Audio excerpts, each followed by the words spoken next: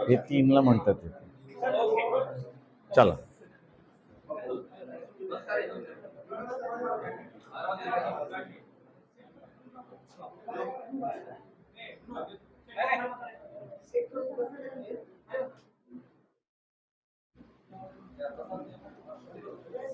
महाराष्ट्राचं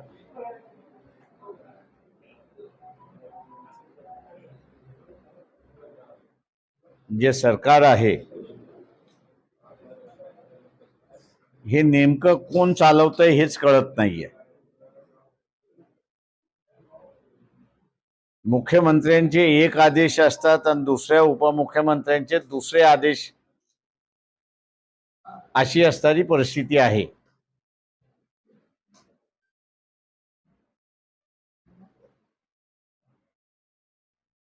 आणि त्यामुळे पूर्णपणे शासन हे गोंधळात आहे असं आपल्याला त्या ठिकाणी दिसतंय.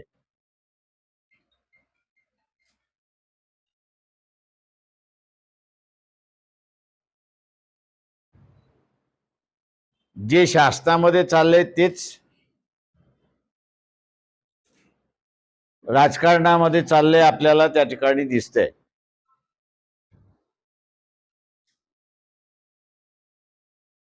चार राज्यांच्या निवडणुका जाहीर झाल्या.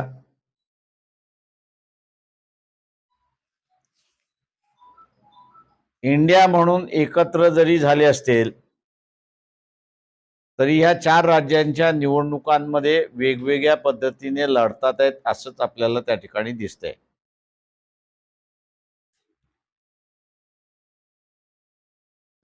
महाराष्ट्रामध्ये सुद्धा काँग्रेस, एनसीपी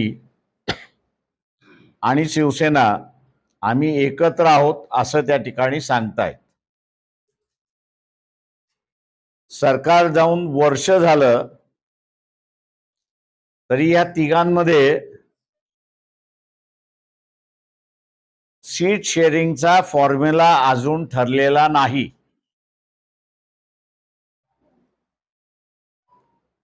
काँग्रेस पक्षाचे प्रतिनिधी जे कोणी बोलतात आहेत ते सगळे त्यांचा सीट शेअरिंगचा फॉर्म्युला का होत नाही याच्याबद्दल बोलत नाही, पण या सगळ्यांचं असणारं जे टार्गेट आहे ते वंचित बहुजन आघाडी हे असणारं टार्गेट आहे. आम्ही भूमिका घेतली की आम्ही तुमच्या बरोबर यायला तयार आहोत. तुम्ही घेणार की न घेणार याच्यापेक्षा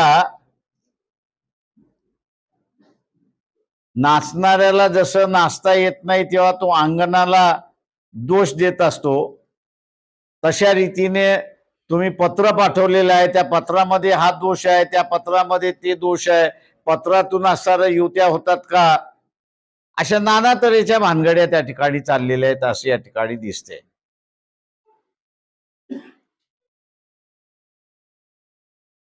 आम्ही असणारा सांभाळून घेतोय की यांच्या ज्या काही भानगडी आहेत त्या लोकांसमोर चव्हाट्यावरती येऊ नये अशी परिस्थिती आहे. भारतीय जनता पक्षाबरोबर आपल्याला असणारं लढायचं आहे. आपण बघत असाल की भारतीय जनता पक्षाने धाडी घालायला सुरुवात केलेल्या आहेत नव्याने. मागच्या 1 वर्षाच्या कालावधीमध्ये भारतातून 1,13,000 हिंदू, भारतीय हिंदू यांनी नागरिकता सोडली आणि परदेशात घेऊन राहायला गेले. जे सनातन हिंदू धर्माचे प्रतिनिधी आहेत की ज्यांना आम्ही असणारा तुमच्या सनातन धर्मामध्ये शूद्र आणि अतिशूद्राचा स्थान काय राहणार याचा खुलासा करा, याच्यावरती खुलासा करायचा नाही. पण सनातन धर्म ह्या देशामध्ये चालेल असं म्हणून त्या ठिकाणी म्हणायचं. अशा असणाऱ्यांना आम्ही विचारतो, हे जे 1,13,000 हिंदू देश सोडून गेलेले आहेत ते शूद्र आणि अतिशूद्र नाहीत, ते सर्व सनातन धर्मातले सवर्ण आहेत, ब्राह्मण आहेत, क्षत्रिय आहेत, वैश्य सुद्धा नाहीत. तेव्हा अशा या सवर्ण समाजातून जाणारा व्यक्तीला आपली भीती का वाटते याचा असणारा खुलासा आपण करावा. मुसलमान जर गेला असता तर कांगावाच या ठिकाणी मारला असता आणि सांगितलं असतं की सगळ्यात मुसलमानांनी निघून जावं म्हणून. आता आम्ही असणारा ह्यांना विचारतोय की आपण असणाऱ्या सगळ्यात सवर्णांना सांगणार आहात का की 1,13,000 जसे गेले तसे तुम्ही पण जा, अशी असणारी परिस्थिती आहे. भारतीय जनता पक्ष RSS हा पूर्णपणे फसवं राजकारण करतात, खोटारडेपणाचं असणारं राजकारण करतात आणि इथला मीडिया चे मालक जे आहेत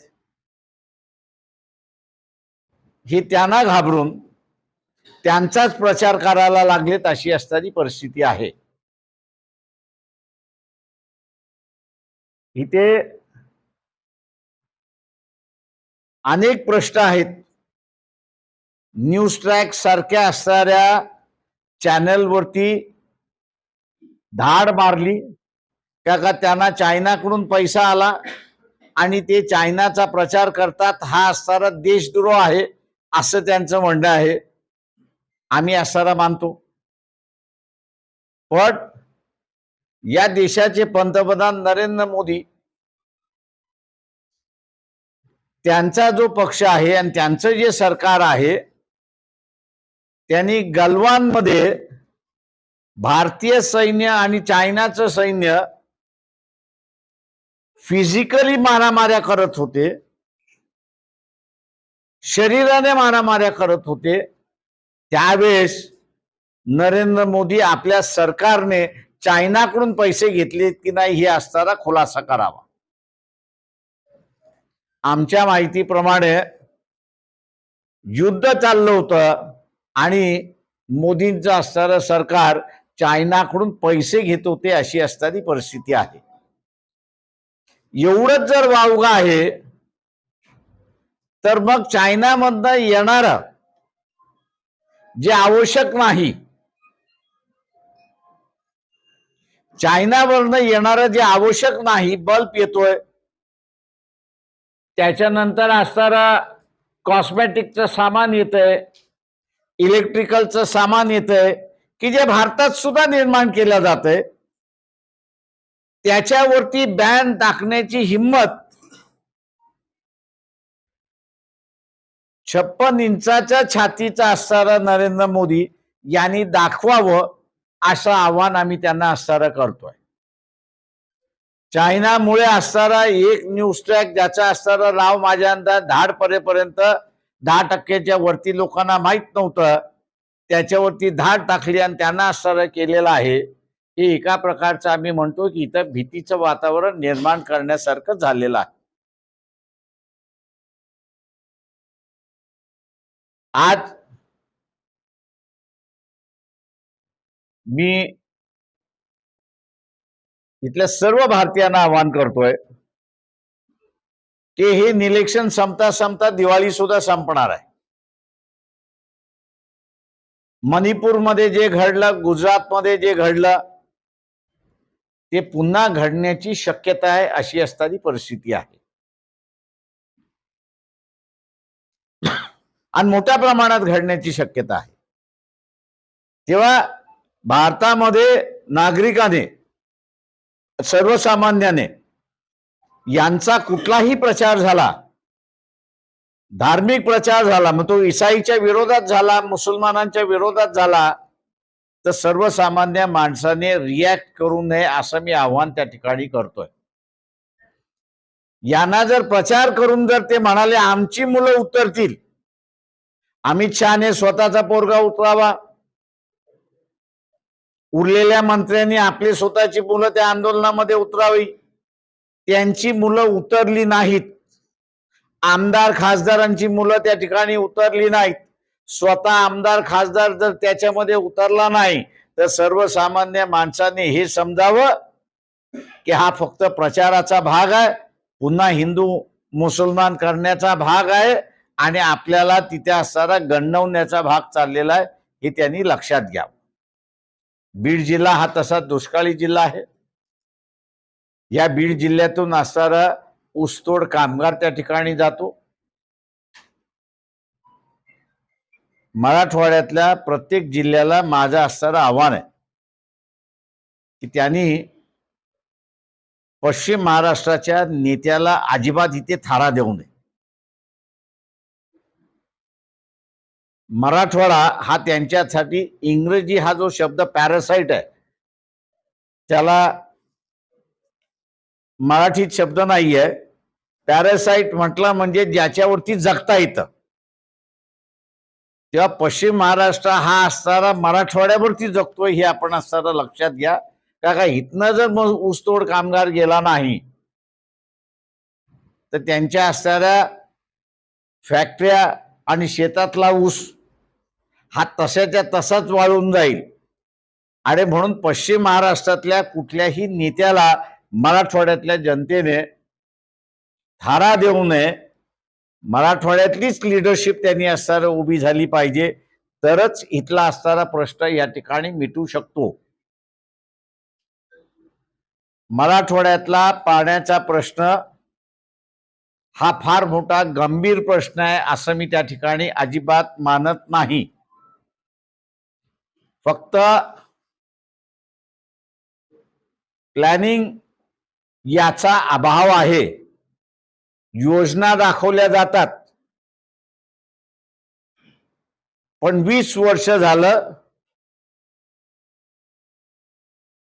लिफ्टिंग करून पाणी आणायचं जे चाललेलं आहे त्याचं आपल्याला कुठेही त्या ठिकाणी अंमलबजावणी होताना दिसत नाही. किंवा आपण असं जर पाहिलं तर भारताच्या जमिनीचा स्लोप हा जर आपण हा धरला तो गोदावरी उगम कुठे होते? नाशिकमध्ये, म्हणजे वेस्टर्न साईडला. ती वाहते कुठच्या साईडला? तर ईस्टर्न साईडला वाहते. पाणी वाहत ज्या दिशेने स्लोप आहे त्या दिशेने पाणी वाहत हे आपण असं लक्षात घ्या. जळगाव जिल्ह्यामध्ये उकाईचं धरण आहे.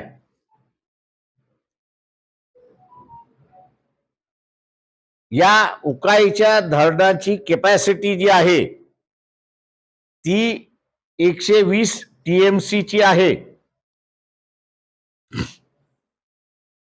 नर्मदेच्या एका ट्रिब्युटरीवरती बांधलेली ते असणारं धरण आहे. त्याचं पाणी 120 TMC पैकी 100 TMC पाणी हे समुद्रात जातं. आणि ते समुद्रात का जातं? ते उकाईचं धरण सुरत आणि महाराष्ट्राचं जे बॉर्डर आहे त्या बॉर्डरवरती आहे. सुरत हे शहर 10 किलोमीटर समुद्राच्या किनारी बसलेला आहे. त्याचा काहीही उपयोग नाही.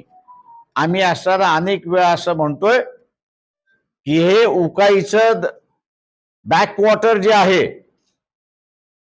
त्याचं चॅनलिंग जर केलं तर त्याचं चॅनलिंग वैजापूर मार्फत किंवा भोकरदन मार्फत हे मराठवाड्याकडे आपल्याला असणारा वळवता येऊ शकतं. आणि 90 TMC मधनं अर्धा मराठवाडा हा भिजवला जाऊ शकतो हे आपण असणारं लक्षात घ्या. आणि म्हणून मराठवाड्यातल्या जनतेने लोकल लिडरशिप जर उभी केली का तिथल्या पाण्याच्या काही वाद होणार नाही का ते पाणी वाहून जाते अशी असणारी परिस्थिती आहे. उलट चाळीसगाव सारखा एरिया जो आहे तो मराठवाड्यावर लढायला सुरुवात येईल, का तोही दुष्काळी भाग आहे. मनमाड आहे, तोही दुष्काळी भाग आहे, त्यांनाही असतं पाणी येऊ शकतं. नगर जिल्हा आपण बघितला असता तर पाण्याच्या मारामाऱ्यावरच त्या ठिकाणी चाललेला आहे. त्यांना जायकवाडीचा असणारा अधिक पाणी त्या ठिकाणी असणारं मिळू शकतं अशी परिस्थिती आहे. फक्त इथं नियोजनाचा अभाव आहे. तेव्हा मराठवाड्यातल्या जनतेने याचा असणारा बघून वंचित बहुजन आघाडीच्या पाठीमागे उभं राहावं असं आव्हान आपल्या प्रेसच्या माध्यमातून आणि आजच्या प्रेस कॉन्फरन्स मार्फत आम्ही करतो आहोत. आपण आता विचारा. औरंगाबाद शहराचं नाव छत्रपती संभाजीनगर झाल्यानंतर आता विद्यापीठाचं नाव सुद्धा बदलण्याचा निर्णय घेण्यात आलाय. डॉक्टर बाबासाहेब आंबेडकर विद्यापीठाच्या पुढे औरंगाबाद लावायला जायचं, आता ते छत्रपती संभाजीनगर. लोकांचं पोटाचा प्रश्न संपणार असेल तर माझी त्याला मान्यता आहे. पण लोकांच्या पोटाचा प्रश्न संपत नसेल तर लोकांनी असणारं ह्यांना ठोकून काढावं. मराठवाड्याला वंचित बहुजन आघाडीच्या नावावर उभं राहावं असं करताना वंचित बहुजन आघाडी मराठवाड्याला लीडरशिप कोणती देते? अशोकराव आहेत ना आमचे लीडर. मराठवाड्याचे लीडर म्हणून आपण त्यांना आज अध्यक्ष आहेत ना आमचे मराठवाड्याचे, आणि कॅपॅसिटी आहे त्यांच्याकडे मराठवाडा लीड करण्याची. व्हायब्रंट गुजरातचा जो काही रोड शो आहे तो मुंबईत होणार आहे. इथले उद्योग गुजरातमध्ये चाललेले आहेत. जेवढे देशाभराचे असणारे जे उद्योग आहेत ते सगळे गुजरातमध्ये चाललेले आहेत. तेव्हा व्हायब्रंट गुजरात होणार कुठून? प्रत्येक राज्य हे असणारं त्या ठिकाणी आमच्या दृष्टिकोनातून हे वेगळं आहे. त्याचं वेगळं प्लॅनिंग झालं पाहिजे. इथे वंचित बहुजन आघाडीला महाराष्ट्राची सत्ता मिळाली तर आज मुंबईमध्ये बसून जे प्लॅनिंग केलं जात आहे आणि ते प्लॅनिंग करत असताना आता बीड जिल्हा आपण असणारा त्या ठिकाणी पाहिला, उदाहरण घेतला तर एका वेळेस कापूस पिकवणारा जिल्हा आणि आंतरराष्ट्रीय व्यापार आपण जर बघितलं, आर्म्स आणि ॲम्युनिशन हे जर सोडलं तर कापसाचा व्यापार हा जगामध्ये पहिल्या नंबरवरती आहे. दुसरा जो आहे तो टॅनरीचा आहे. बीडमध्ये टॅनरी होती, शासनाने इथल्या असणारे बंद पाडली. येडशी हे सगळ्यात मोठं चमड्याचं मार्केट होतं, इथल्या राज्यकर्त्यांनी बंद पाडलं. शेवटी इथल्या ज्यांना सामान्य मराठवाड्यातला जनता निवडून देते, दुर्दैवाने तो त्यालाच विकतोय अशी असणारी परिस्थिती आहे. आणि म्हणून मराठवाडा हा स्वतःच्या पायावरती उभा राहू शकतो, इकॉनॉमिकलीही आणि रोजगार देण्याच्या निमित्ताने सुद्धा. पण दुर्दैवाने इथली जी काही लिडरशिप आहे, एक जातीय लिडरशिप जी आली किंवा मी जिला असणारं निजामी लिडरशिप जी म्हणत असतो, या निजामी लिडरशिपने सर्वसामान्य लोकांची पिळवणूक केलेली आहे आणि विकसित न करता ते अविकसित ठेवण्याचं एक जे राजकारण केलेलं आहे ते आपल्या समोर आहे. आणि म्हणून ही लिडरशिप मधून जोपर्यंत मराठवाडा बाहेर पडत नाही, एक माझं असणारं जनतेला आहे की एकाही आमदाराला आणि एकाही खासदाराला तुम्ही निवडून येऊ देऊ नका, नवीन लिडरशिप असणार येऊ द्या, ती आपोआप इथे असणारं डेव्हलपमेंट करायला सुरुवात करेल.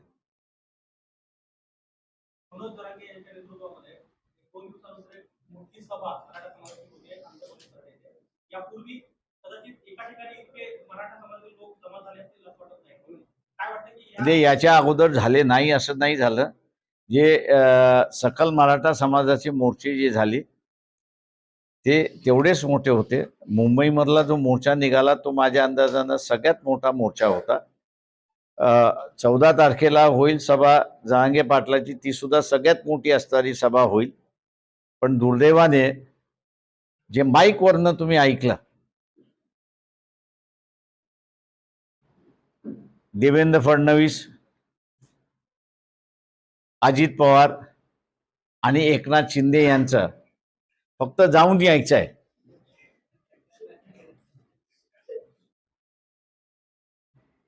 किंवा त्या सभेकडे सुद्धा त्यांचा बघण्याचा दृष्टिकोन आहे. होऊन जाईल, काय फरक पडतो. हे एकेकाळी आम्ही असणारा ज्यावेळेस लॉंग मार्च काढला नाशिक टू मुंबई, वसंतदादा पाटील हे मुख्यमंत्री होते. आम्हाला इगतपुरीला निरोप आला की मी तुम्हाला तिथे भेटायला येतो. मी माझ्या मुख्यमंत्र्याच्या कालावधीमध्ये 8,000 लोक चालत येणार ही माझी नामुष्की आहे आणि म्हणून मी तुम्हाला भेटायला येतो.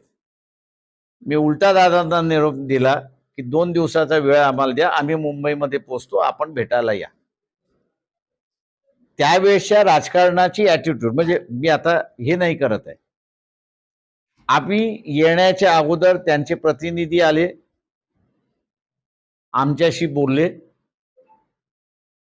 आम्ही मुंबईचा विसर्जित म्हणजे विटीला विसर्जित करण्याच्या अगोदर महाराष्ट्र विधानसभेमध्ये काय मंजूर करतो, काय मंजूर होणार आणि काय मंजूर होणार नाही, त्याच्यासाठी काय करावं लागेल याचा अख्खा आराखडा त्यांनी तयार करून ठेवला होता. आणि आम्ही ज्यावेळेस मुंबईमध्ये पोहोचलो, म्हणजे ही फक्त मी आमची असं नाही म्हणत आहे, पण त्यावेळेचे जेवढे मोर्चे, म्हणजे मला 84 पर्यंतचे जे आठवतंय त्या सगळ्या ह्याच्यामध्ये कॅबिनेटचा एक प्रतिनिधी येऊन त्या मोर्चामध्ये बसायचा, बोलायचा, काय सुटेल तिथेच जाहीर करून टाकायचं. 2 दिवसामध्ये त्याचा GR निघून जायचा. उरलेल्या प्रश्नांवरती काय करता येईल म्हणून समिती करून आणि त्यांच्याशी बोलून मोकळं होत होतं. आजचं आपल्याला असणारं दिसतंय की एखादा मोर्चा निघाला, अरे किती निघाला, 2 लाख, फक्त 2 लाख होते. त्या काळी आम्ही 8,000 होतो. त्या 8,000ची असणारी चिंता करणारं नेतृत्व होतं. आता असणारं खजीलपणा उडवण्याचं नेतृत्व आहे. याला असणारा जोपर्यंत लोक संपवत नाही तोपर्यंत हा जो सिरियस इश्यू या देशामध्ये झालेला आहे, महाराष्ट्रात तरी झालेला आहे, किंवा आरक्षणाचा इश्यू देशभर व्हायला लागले, त्याच्याकडे गांभीर्याने पाहणार नाहीत अशी परिस्थिती.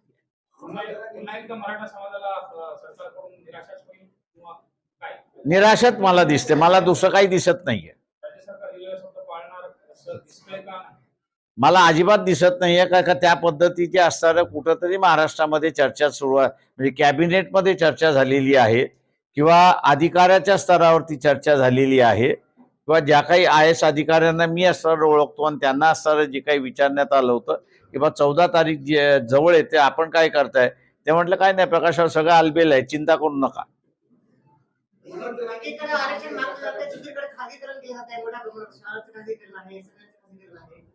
मुख्यमंत्र्याचं सुद्धा खाजगीकरणाची मागणी मागा ना.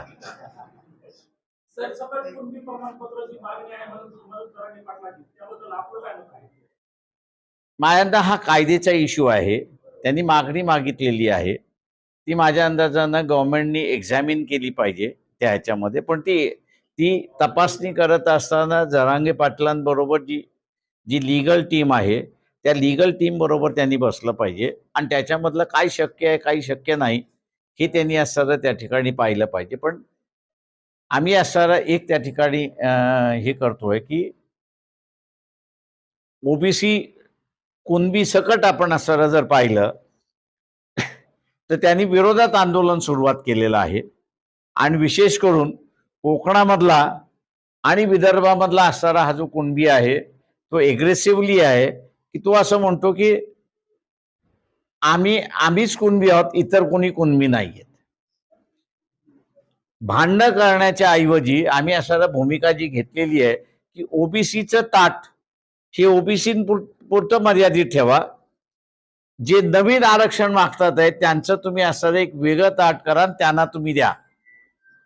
आता काही जण म्हणतात 50%ची अट, पण ईबीएस इकॉनॉमिकली बॅकवर्ड क्लास ज्यांना संविधानामार्फत आरक्षण मिळालं त्याला सुप्रीम कोर्टाने 50% ओलांडण्याची परवानगी दिलेली आहे.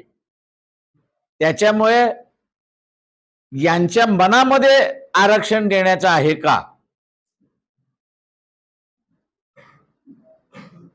लढणारा हा मराठा समाज आहे, सत्तेमध्ये बसलेला सुद्धा मराठा समाज आहे, पण या दोन मराठ्यांमध्ये फरक आहे असं मी त्या ठिकाणी मानतो. एक निजामी मराठा आहे, सत्तेतला जो आहे तो निजामी मराठा आहे, आणि लढणारा मराठा जो आहे तो रयतेतला मराठा आहे. हे भांडण शिवाजी महाराजांच्या काळापासून चाललेलं आहे.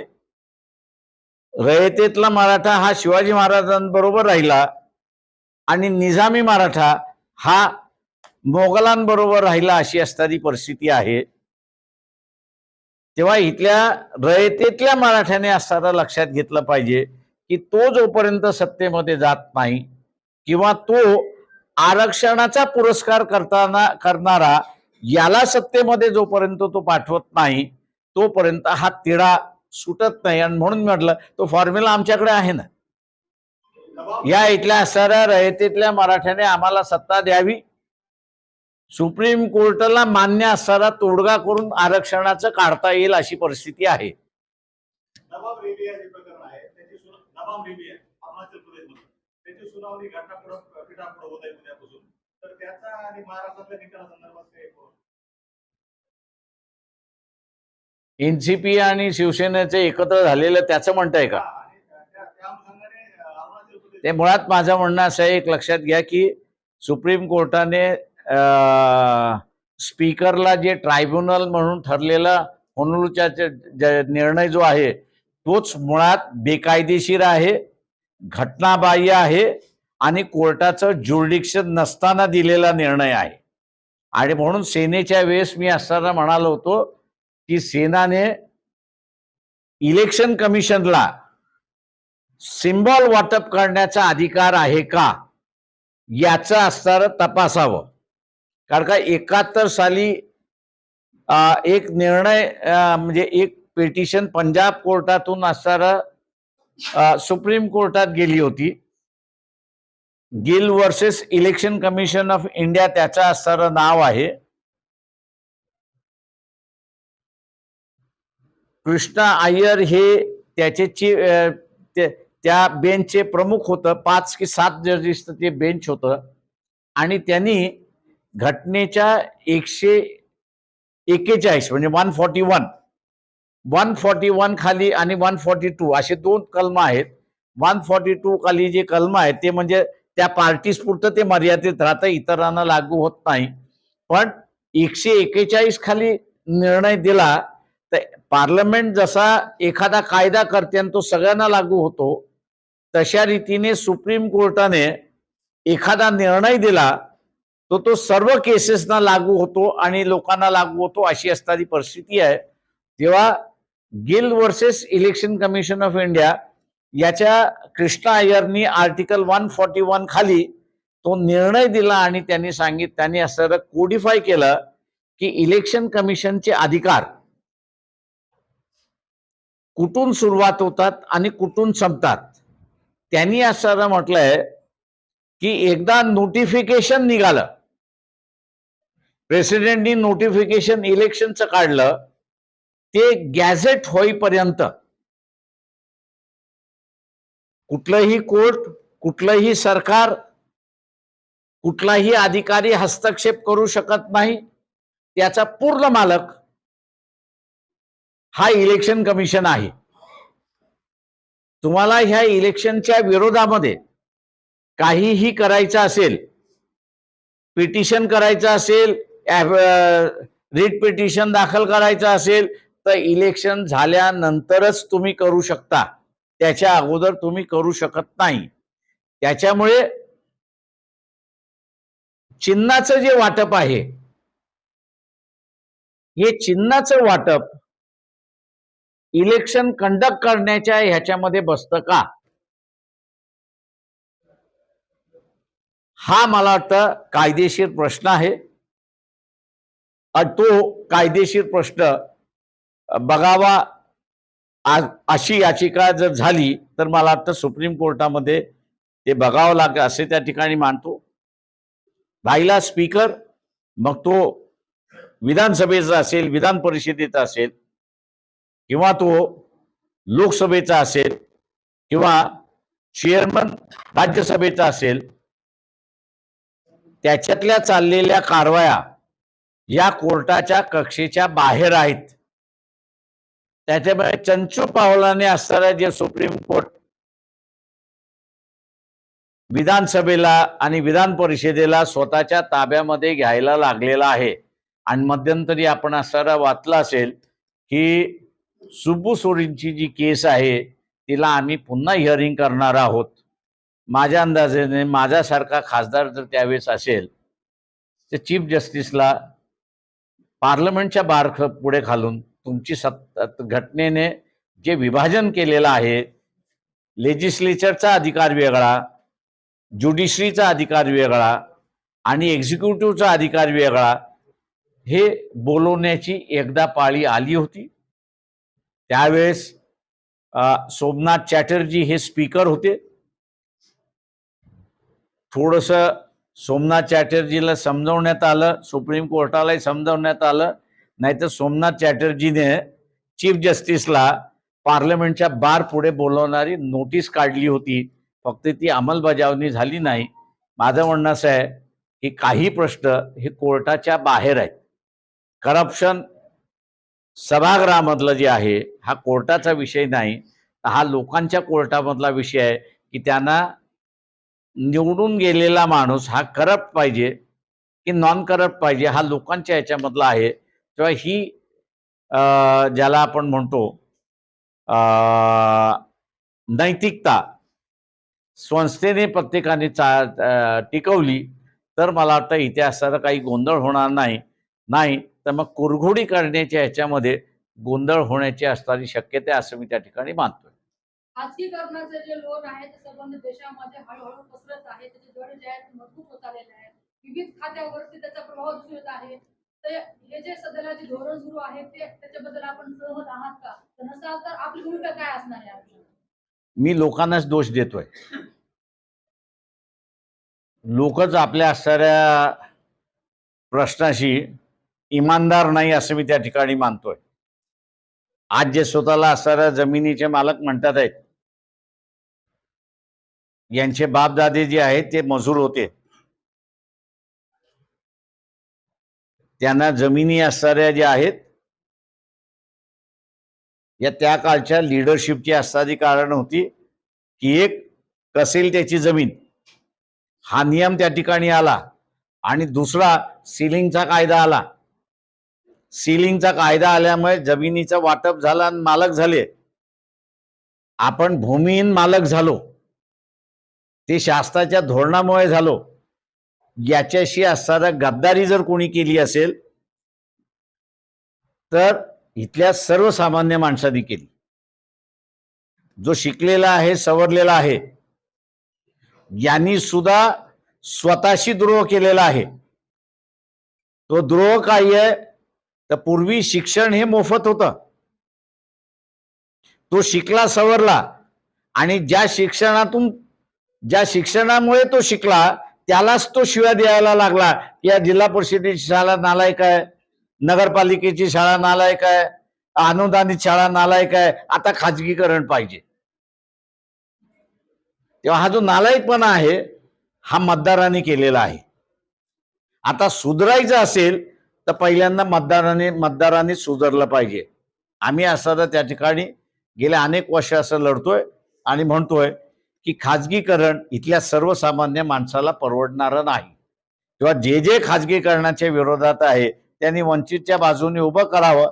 जुन्या नेतृत्वाची आठवण ठेवून तीच पद्धत पुन्हा आम्ही आज ठिकाणी लागू करू. आपण शिवसेनेसोबत झालेले हा प्रश्न आपण असा उद्धव ठाकरेंना विचारावा की ते आमच्या बरोबर आता युती करणार आहेत का. चंद्रशेखर बावनकुळे म्हणाले की पंतप्रधानांच्या योजनांचं जर पुस्तक आहे तर आम्ही महाराष्ट्रातल्या घरोघरी घेऊन जातोय, त्यामुळे महाराष्ट्रातल्या जनतेचा पाठिंबा वाढलेला आहे. 45 ठिकाणी आमचे खासदार निवडून येतील असं त्यांचं म्हणणं आहे. दुधात साखर म्हणा. इलेक्शन झाल्यानंतर फक्त आपण त्याच्यावरती चर्चा करू. येणारी लोकसभा आणि विधानसभा सोहळा लढणार आहे की ते आम्ही असा म्हणतोय की इथे हुकुमशाह जन्माला आलाच. आता त्याला बळकटी जी आहे ती 2024च्या इलेक्शन मध्ये मिळेल. आता लोकांना लोकशाही पाहिजे की हुकुमशाही पाहिजे हा त्याच्यातला भाग. आणि म्हणून साताऱ्याच्या सभेमध्ये आम्ही असा कॉइन केलं की RSS BJP आणि सरकार म्हणजे गोडसे, हेगडेवार, गोलवलकर यांची सत्ता तुम्हाला पाहिजे की या ठिकाणी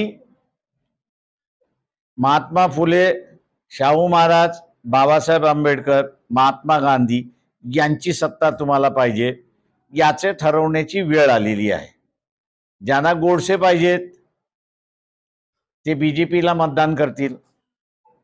ज्यांना इथे लोकशाही पाहिजे, मानवता पाहिजे, व्यक्तिगत स्वातंत्र्य पाहिजे ते सगळेजण शाहू महाराज, महात्मा फुले, डॉक्टर बाबासाहेब आंबेडकर, महात्मा गांधी यांना मतदान करतील. त्याच्यामुळे आम्ही असा या विचाराचे जे फोर्सेस आहेत त्यांना एकत्र लढावं असा आग्रह त्या ठिकाणी धरतोय. पण दुर्दैवाने काँग्रेसवाले हे नथुराम गोडसेच्या विचाराचे अजूनपर्यंत तरी आहेत असंच दाखवतात आहेत का ते आम्हाला नाकारतात आहेत. मागील विधानसभा निवडणुकीमध्ये वंचित बहुजन आघाडीमध्ये जो गोंधळ होता उमेदवार देण्यावर, या विधानसभेत गोंधळ आहे. यावेळेस असं काही होईल? म्हणजे यावेळेस मला वाटतं वर्षभर आहे त्याच्यामुळे आम्हाला सुधार करण्यासाठी वेळ मिळालेला. सर, राज्यामध्ये ज्या दलितांनी ज्या आरक्षित जमिनी गायरान जमिनी आहेत त्या धारण केलेल्या आहेत, मात्र त्या जमिनी अजूनही त्यांच्या नावावर जात नाहीत. त्यामुळे अनेक जे दलित आहेत त्यांच्यावर अन्याय अत्याचाराच्या घटना वाढत आहेत. अनेक ठिकाणी हे प्रकार होत आहेत. याच्याबद्दल आपण काय? ते आम्ही असं एक जे आहे की इथल्या कुठल्याही माणसाला सरकारी जमीन जी आहे त्याला हुसकवण्याचा अधिकार नाही. ज्याने अतिक्रमण केलेलं आहे ते अतिक्रमण त्यांनी त्याच्या पोटासाठी, उत्पन्नासाठी केलेलं आहे आणि त्याच्यामुळे ते साधन त्यांच्याकडे असलंच पाहिजे ह्या भूमिकेचे आम्ही आहोत. आणि भर पावसात आम्ही असा मोर्चा काढला होता आणि अतिक्रमण जमिनी ह्या त्यांच्या त्यांच्या नावावरती झाल्या पाहिजेत हे आहे. काही सरपंच जे आहेत त्यांच्यावरती आम्ही असा गुन्हा आता दाखल केलेला आहे आणि जे काही सरपंच जमीन उद्ध्वस्त करतात आहेत, ज्यांची जमीन उद्ध्वस्त केलेली आहे त्यांच्याकडून वैयक्तिक त्यांचे नुकसान भरपाईचे दावे सुद्धा आम्ही दाखल केलेले आहेत. ज्यांनी केले नसेल त्यांनी दाखल करावे. कायदेशीर जी काही मदत लागते ती मदत आम्ही त्यांना देऊ. आपण भाजपच्या विरोधात सध्याला उतरलेला आहे. मात्र भाजपमध्ये भाजप नेत्या ज्या आहेत पंकजा मुंडे या अस्वस्थ असल्याचं पाहायला मिळालं. त्यांच्या कारखान्यावर GST कारवाई देखील केली आहे. कोणावरती? पंकजा मुंडेंच्या कारखान्यावर. आणि त्या भाजपमध्ये अस्वस्थ आहेत. काय तुमची प्रतिक्रिया काय आहे? माझी काहीच प्रतिनिधी त्यांचा इंटरनल पक्षाचा भाग आहे. त्याही BJP मधले आहेत. BJPने कारवाई केलेली आहे त्याच्यामध्ये त्यांचा तो इंटरनल प्रश्न आहे. आणि बहुजनाच्या नेत्याला त्रास दिला जातो. मला वाटतं बहुजनाच्या नेत्याला त्रास दिला जातो. आता आता ते बहुजनाचे नेते असतील तर ते बहुजनाचा पक्ष स्थापन करतील. मग मी म्हणेन की त्या बहुजनाच्या नेत्या आता ते असणाऱ्या नथुराम गोडसे, हेगडेवार आणि गोलवलकरच्या पक्षाचे आहेत त्याच्यामुळे ते बहुजनांचे नाहीत. काय का नथुराम गोडसेने बहुजनांचे नेते महात्मा गांधी यांचा असणारा खून केला आणि गोलवलकर आणि हेगडेवार या दोघांनी असणारं ज्या बहुजनाच्या संदर्भातली भाषा वापरली होती त्यांच्या कालावधीमध्ये तेलाच्या संदर्भातला असणारं भाष्य करत असताना त्यांनी असं म्हटलं त्या विधानसभेमध्ये काय तेल काढायला जायचं आहे की काय. ही भाषा त्यांची होती.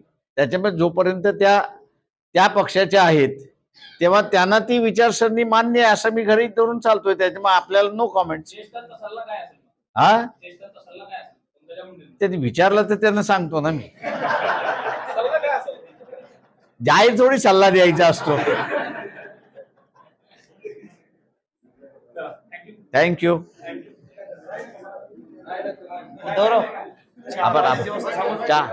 सगळेजण थांबा, चहाची व्यवस्था आहे.